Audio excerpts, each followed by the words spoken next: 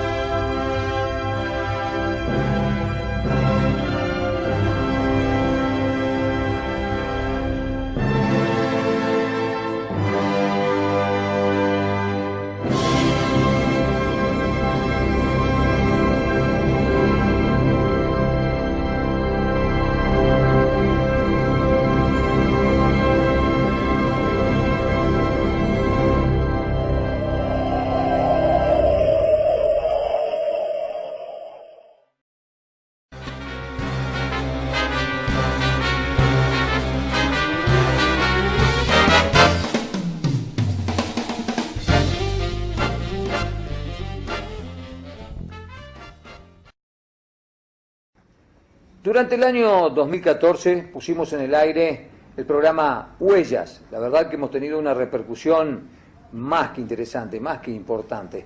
A lo largo de una cantidad importante de capítulos fuimos rememorando el pasado de la ciudad de San Francisco.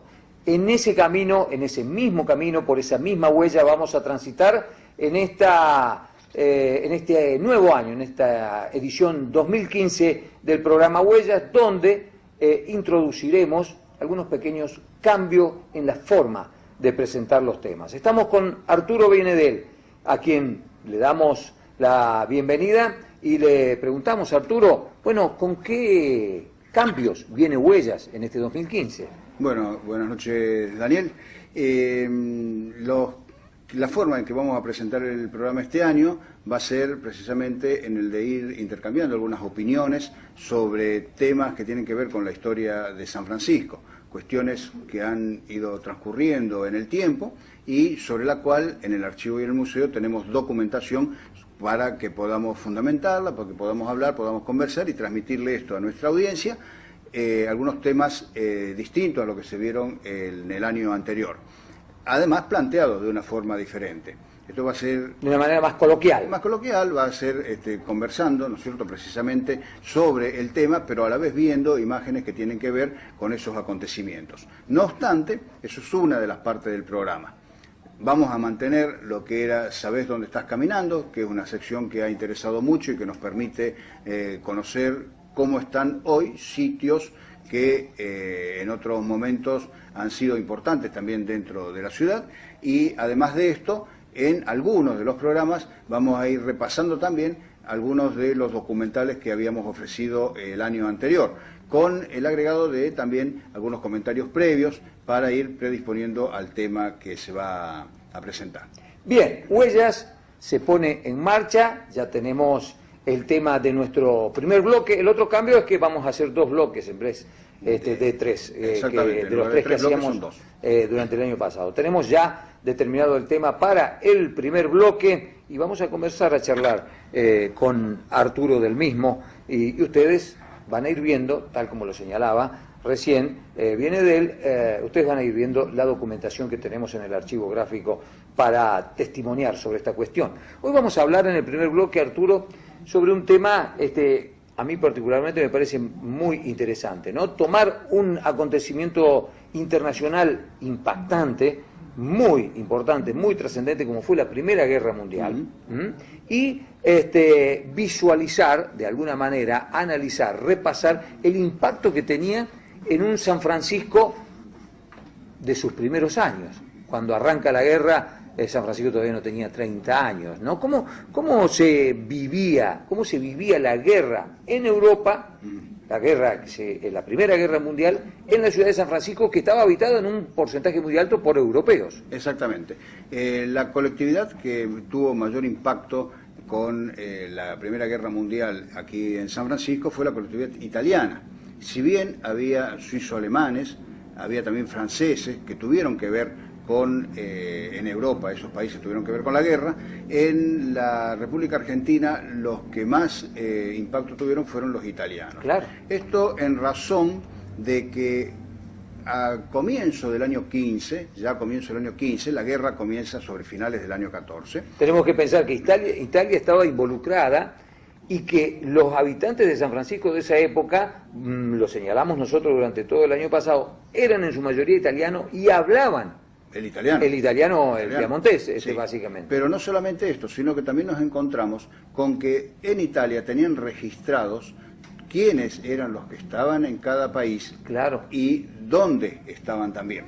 En consecuencia, al comienzo del año 15, cuando comienza a formarse, digamos, un ejército más fuerte en Italia para hacer frente a la guerra, comienza a convocar a los italianos que estaban en otros países, que estaban en el extranjero. ¿Y hubo sanfrancisqueños convocados? Exactamente.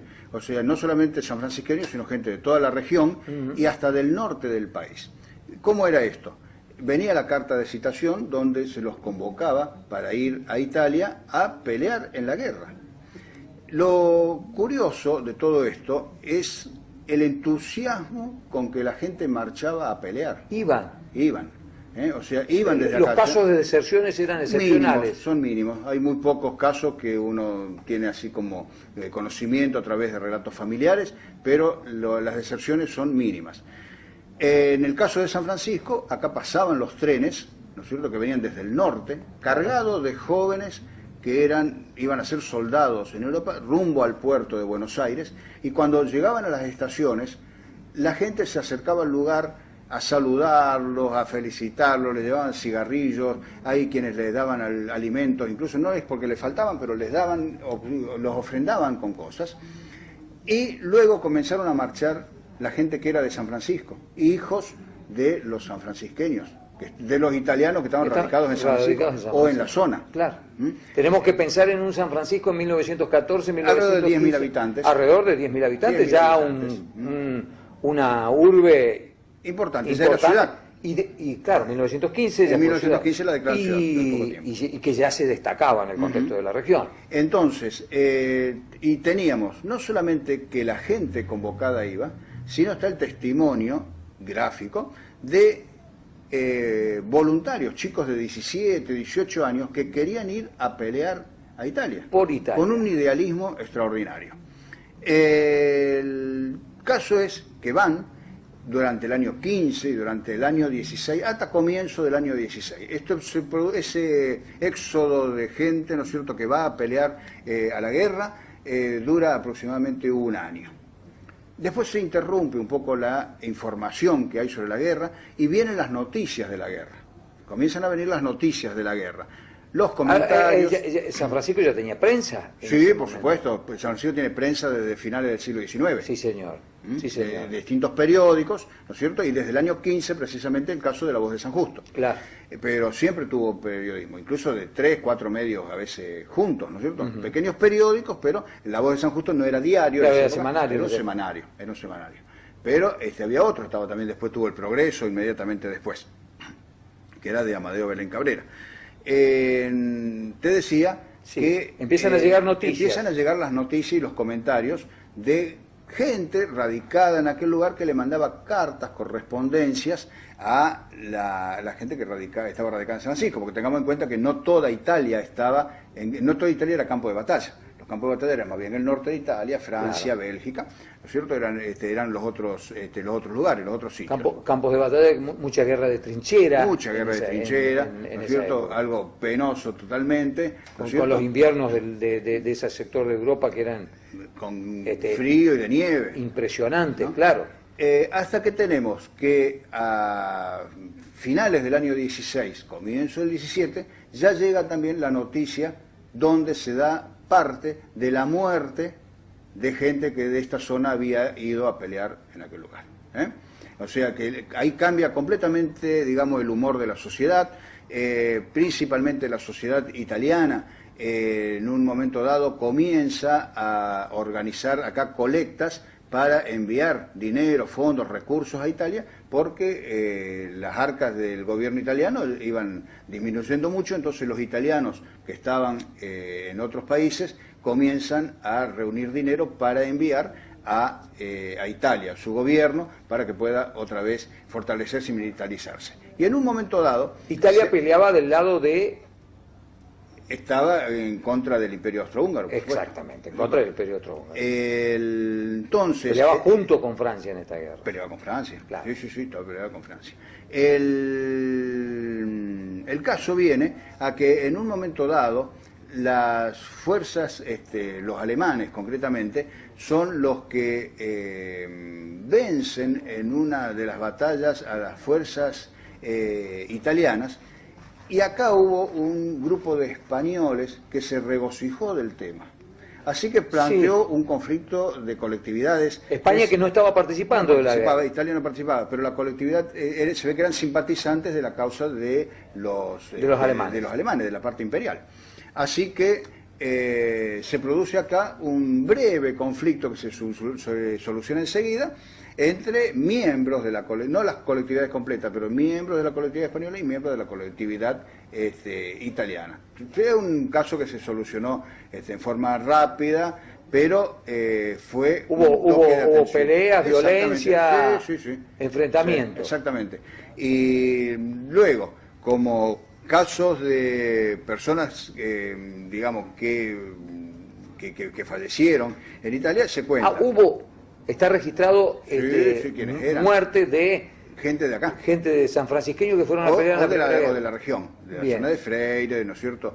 Habían ido de Devoto, habían ido de toda la región, como iban desde el norte del país, de todos lados. Claro, porque hay que hacer un ejercicio de empatía con la época y pensar que ellos se sentían italianos o españoles o el país de donde vengan. Es que ellos eran nativos del lugar. No eran hijos ni descendientes. Y la mayoría de ellos venía aquí con la idea, esa famosa idea, esa frase que expresa realmente cuál era cuál era el motor de su venida a América, era venir a hacer la América. Y volverse. Y volver, exactamente. Hay que hacer ese ejercicio de empatía, porque si no es difícil de entender cómo un argentino pide ir a pelear en otro país, ¿no es cierto?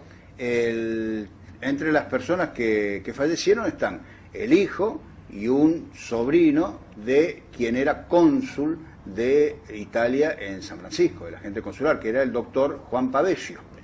El doctor Juan Pavesio, que estaba radicado en San Francisco desde hacía mucho tiempo, además él, como médico, había intervenido, siendo muy joven, en lo que era la guerra de la unidad de Italia, allá por 1870, como 40, 50 años después, estaba radicado ya acá en San Francisco, hombre grande, pero ejercía la medicina en el lugar, y un hijo y un sobrino de él son, entre otros, los que mueren en la guerra. Esto fue lo que causó precisamente una desazón muy grande en el doctor Pavesio, que al poco tiempo, años después, él vuelve a Italia, donde muere, absolutamente angustiado, pobre, ¿no es cierto?, por esto. Pero tengamos en cuenta, como decíamos al principio, que en un primer momento se alentó, ¿no es cierto?, el marchar hacia la guerra, y luego vino un arrepentimiento muy grande cuando se vieron cuáles eran las consecuencias de participar en una guerra. Las condiciones en las que se peleaba, fue una guerra, la Primera Guerra Mundial, de un sacrificio en términos humanos tremendo, porque pasaban días y días y meses en las trincheras, con lluvia, con nieve. Y es la primera guerra donde comienzan a usarse gases. Es la primera guerra donde empiezan a usarse gases, donde hay armas ya de alto impacto que producen grandes cantidades de muertes. Aparece el tanque. Aparece por primera vez el tanque, algunos bombardeos. Es el final de la caballería. Exactamente. El final de la caballería montada, digamos. La caballería esa guerra, ese sentido épico de la guerra se hunde en el fango de las trincheras de Europa en la Primera Guerra Mundial. Y esas noticias que llegan aquí, como vos bien señalás, empiezan a llegar aquí, entonces le quitan toda esa épica absolutamente a ir a la guerra y la gente ya empieza a ver la realidad. Que cuando termina la guerra, cuando se conoce la noticia del final de la guerra sobre finales del año 1918, en el mes de noviembre del año 18, las noticias llegaban bastante rápido vía telegráfica, por supuesto. Y entonces todos los comercios de los italianos de San Francisco cierran, ¿no es cierto?, en adhesión al final de la guerra. se suman otras colectividades también, porque acá había gente de muchas colectividades, cierran todos los comercios y la crónica periodística de la época dice que la fábrica de Tampieri, la fábrica de Miretti, los molinos que tenían sirenas, durante una hora estuvieron sonando, ¿no es cierto?, para celebrar que había terminado la guerra. Hicieron sonar la sirena durante una hora. También ahí hay que imaginarse un San Francisco donde la sirena era muy utilizada en todas las fábricas. Por supuesto, porque era la convocatoria era la convocatoria a entrar y salir de la fábrica a trabajar. En lo personal, tengo un recuerdo en Devoto de mi niñez de la sirena de la Sancor, que era característica y era muy puntual, ¿no es cierto? Una hora sonaron festejando el final de la guerra. Y luego hay un desfile. Me imagino lo conmovedor de todo eso. Por supuesto, me imagino lo que había sido el ambiente. Es más, en el archivo gráfico tenemos una fotografía que es la que muestra al intendente Devoto en un coche Ford de aquella época, con un chofer que lo va llevando y parte del pueblo acompañándolo, ¿no es cierto?, desfilando por 25 de mayo, con bandera y engalanados todos, celebrando que había terminado la guerra. Como documento, digamos, gráfico bien de la época, es el único que hay, ¿no es cierto?, que registra esa celebración. Y que nosotros lo estamos viendo, por supuesto, exactamente, en este momento, que es lo que a través de la pantalla de Canal 4. Bien, ¿cómo se vivió la Primera Guerra Mundial en el San Francisco de los inicios, allá del siglo XX? Es lo que hemos recorrido a lo largo de este bloque. Vamos a buscar ahora una pausa y volvemos con el segundo tema de esta noche.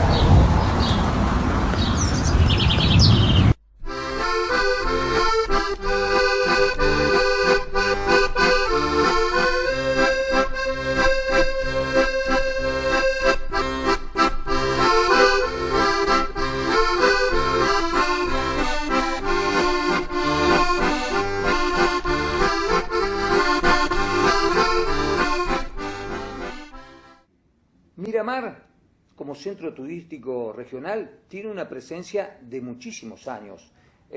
Aquí en el departamento de San Justo, en la ciudad de San Francisco, en toda la región. Ha tenido épocas magníficas a lo largo de esta historia y también ha tenido épocas donde la inundación, la crecida de Mar Chiquita, bueno, prácticamente estuvo a punto de hacerla desaparecer como localidad a Miramar. Sin embargo, este proceso que se dio por allá por los años 70, en los años 90, 95, ya había gente en Miramar que apostaba a un resurgimiento de esta localidad como centro turístico regional, fundamentalmente a partir de las bondades de sus aguas. En el año 95 tenemos una entrevista que nos interesa que le presten atención porque es premonitoria de lo que es la actualidad de Miramar. Hoy Miramar, el año pasado, este año fundamentalmente, han tenido una explosión de visitantes. Pero esto no es casual, esto tiene una explicación y esto tiene gente que en su momento pensó, proyectó y trabajó. De eso vamos a hablar en este bloque.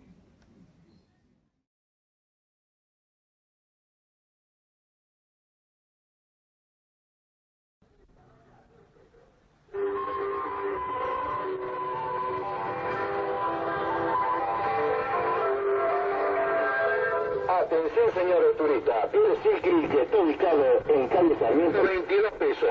Billeteras Caballero, 5 pesos. Botitas de piel Tanoca, 10 pesos.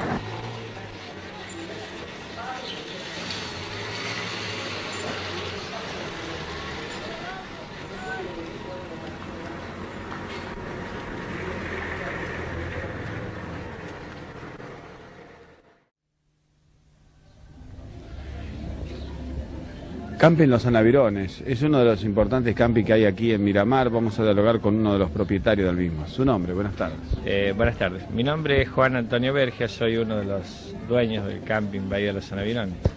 ¿Qué le brinda al turista, al pasajero que está aquí de visita en Mar Chiquita? Bueno, aparte de las comodidades del camping, que comprende 3 hectáreas de la mayoría arboladas, con sanitarios y agua caliente todos los días. Nosotros hemos logrado consolidar el terreno de la laguna, así que tenemos una playa con más de 100 metros, con piso firme y sin profundidad, o sea que la gente camina bastante, ustedes lo habrán podido comprobar, y sin ningún tipo de peligro, sin pozos, sin nada, o sea que hemos logrado que la gente obtenga lo que viene a buscar a Miramar, un lugar adecuado para bañarse. ¿Cuánto cuesta para entrar a este camping y además cuáles son las comodidades que les brinda? La entrada al camping durante los días de semana, para estar todo el día, la gente viene, está todo el día en el camping, es 1 peso. Para acampar, o sea, usando todas las instalaciones, la gente que está acampando sale 2 pesos con 50 por persona. O sea, no se cobra la carpa ni el lugar donde están, simplemente por persona 2 pesos con 50. Y los domingos, la entrada al camping para pasar el domingo es de 2 pesos.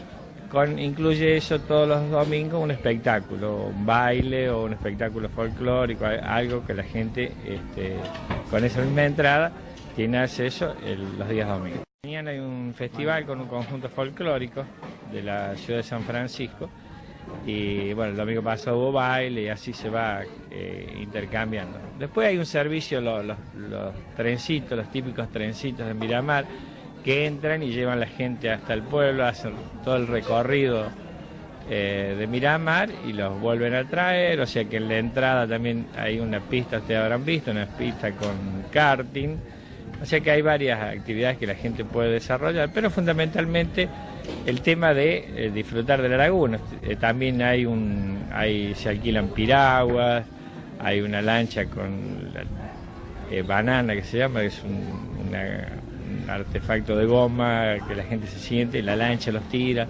O sea que la gente tiene para hacer durante todo el día bastante cosas. Y además hace una semana que empezó a darse la pesca, o sea, están pescando. Los acampantes durante la semana pasada han pescado bastante. ¿Qué promedio de turistas o de gente visita Miramar los fines de semana? Seguramente son los días picos, por así denominarlo, ¿no? Sábado y domingo. Claro, está estimado más o menos ya el año pasado y lo que va de este año, que alrededor de 8.000 personas visitan Miramar los fines de semana. Ese es entre 7 y 8.000 personas, con picos que ha llegado a 10.000 más o menos. O sea, pasa que la gente se distribuye bastante entre los distintos campings, los hospedajes, los hoteles, o sea que a veces no es fácil determinar con exactitud, pero más o menos esa es la cantidad aproximada de gente que nos visita. ¿Está contenta cómo se viene preparando Miramar, lo que ha tenido que superar y lo que, bueno, se viene preparando? Sí, yo creo que Miramar ha logrado, a través de la gestión del actual intendente, algo que es importante, que nosotros consideramos que es fundamental, es el subsidio de $3 millones para la defensa costera, que no sé si ustedes habrán visto, está realizando una obra de gran envergadura, con detalles técnicos jamás hechos en Miramar. O sea que esta es una obra que va a marcar un cambio en la historia de Miramar después de la inundación. Se han construido nuevos alojamientos de muy buena calidad, o sea, hay departamentos para alquilar, se han agrandado la hotería, o sea que se está mejorando el nivel de alojamiento del turismo. ¿Qué sale venir a pasar una semana acá, una casa habitación o un hospedaje, una comida para personas? Mire, hay distintos niveles, ¿no es cierto? Hay alojamientos de 7 pesos por día hasta 20 pesos por día. Alojamiento, hay almuerzos de 7 pesos, de 8 pesos, de 10 pesos, pero sigue siendo Miramar un lugar accesible y económico dentro de los grandes centros turísticos del país. O sea, aquí se puede estar muy bien. Viene gente de Córdoba, Santa Fe y otros lugares, ¿no? Sí, es fundamentalmente Santa Fe. La provincia de Santa Fe, el mes de enero, o sea, está comprado el mes de diciembre y el mes de enero, los contingentes más grandes son de la provincia de Santa Fe. En el mes de febrero y marzo es cuando arriba la gente de Córdoba. La gente de Córdoba y de la provincia de Córdoba viene más en el mes de febrero y marzo.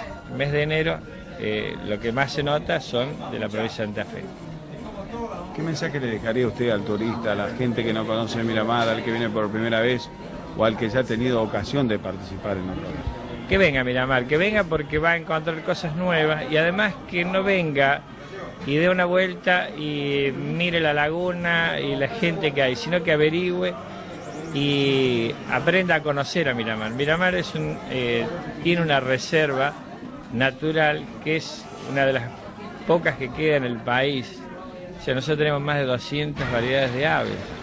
Ha sido declarada zona de red hemisférica de aves de paso. Nosotros tenemos aves que se instalan aquí en Miramar, después van hasta Estados Unidos.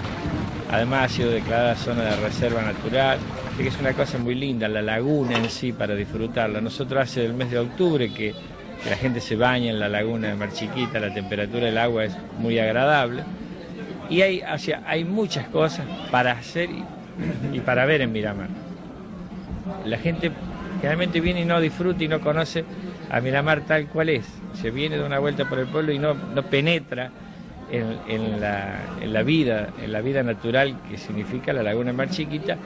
Y hay gente a veces viene de la zona que vive a 100, 200 kilómetros, que es la primera vez que viene, que no conoce esto, y a lo mejor conoce lugares mucho más distantes y sin toda la belleza que encierra la laguna de Mar Chiquita. Aquí hay un lugar que es importante y fundamental que la gente que viene a Miramar tiene que ir. Es a la reserva, a la intendencia de la reserva de Miramar, ver al señor Pablo Michelutti, que ahí es donde la gente realmente aprende lo que es Mar Chiquita. Pablo Michelutti y Héctor Salveto. Ellos realmente son dos personas que le van a mostrar qué es Miramar por dentro. Gracias y bueno, esperemos que se vaya incrementando el turismo, que también la gente de Córdoba tome conciencia de que Miramar está dentro de la provincia de Córdoba, que es un lugar turístico y que ha tenido que soportar dificultades tremendas de lo que fue Miramar otrora y que seguramente con el esfuerzo invalorable que hacen la gente, la población de Miramar, tratan de revertir y hemos podido observar el avance de que significa estar ligado a este terruño, sin lugar a dudas. Nos alegra y nos sentimos un poco partícipes de haber estado aquí y de poder decirle a los televidentes de que Miramar también existe.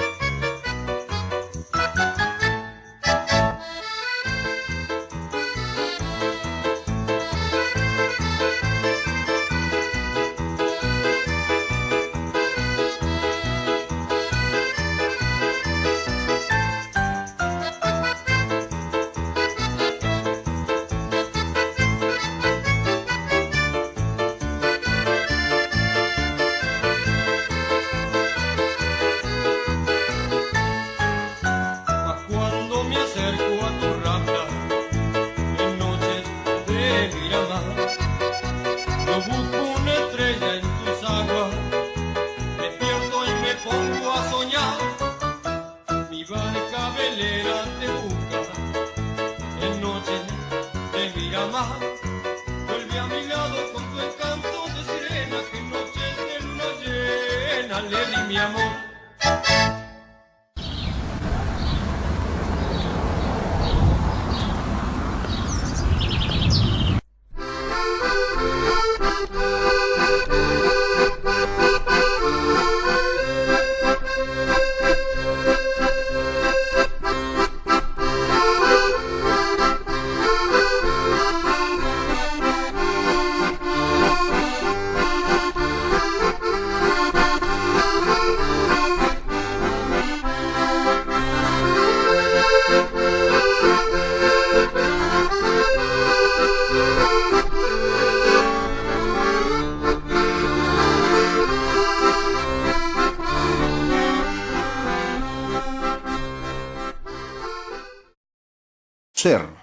Para sus productos Singer y Florencia.